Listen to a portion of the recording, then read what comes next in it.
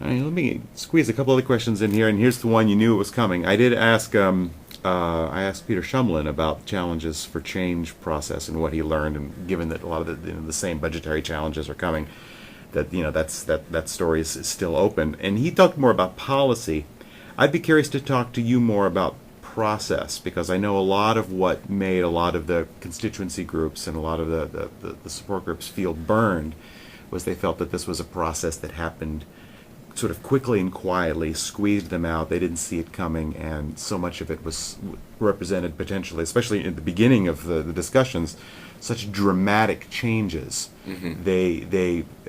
Felt there was, I know, a lot of sense that a lot of partnerships had sort of been neglected by that process.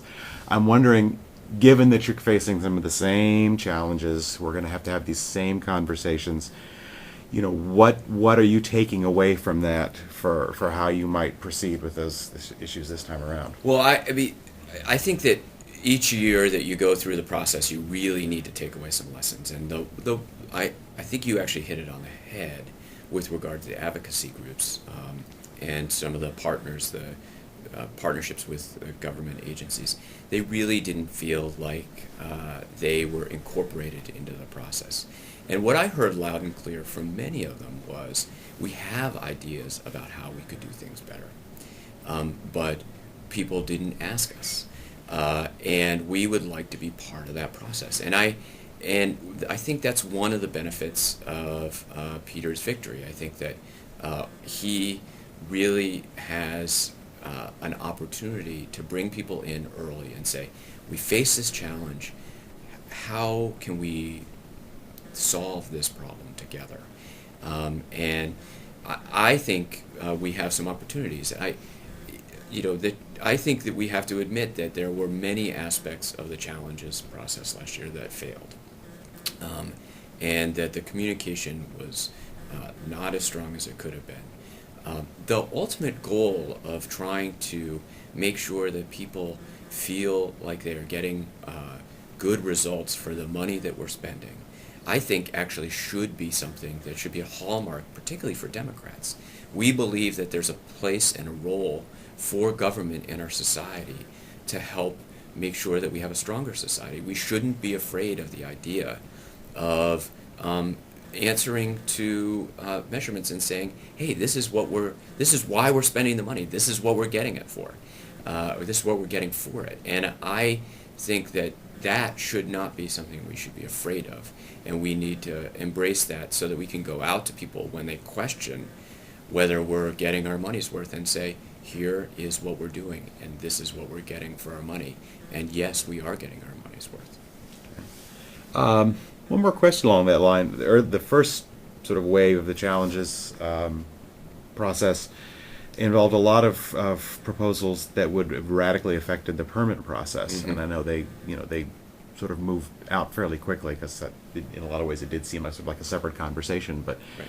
just given that, any thoughts on the topic of permit reform going into the next session? There are some really interesting ideas that are percolating out there.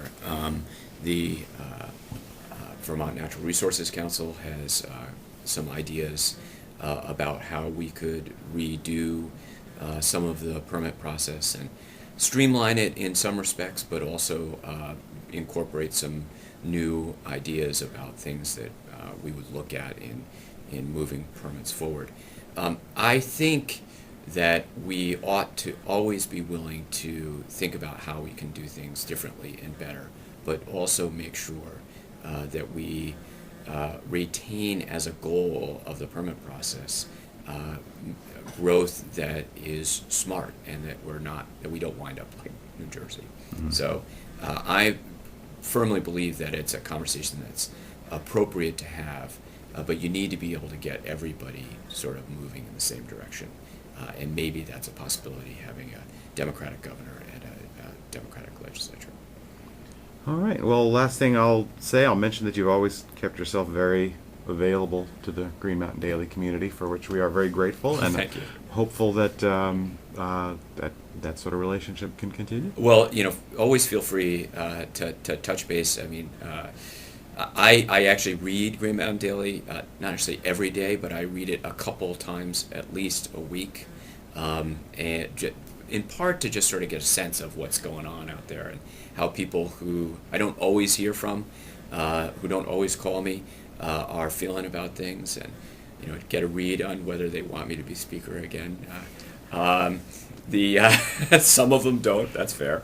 So I like to. That's in Vermont. That's really where I like to go for the progressive news.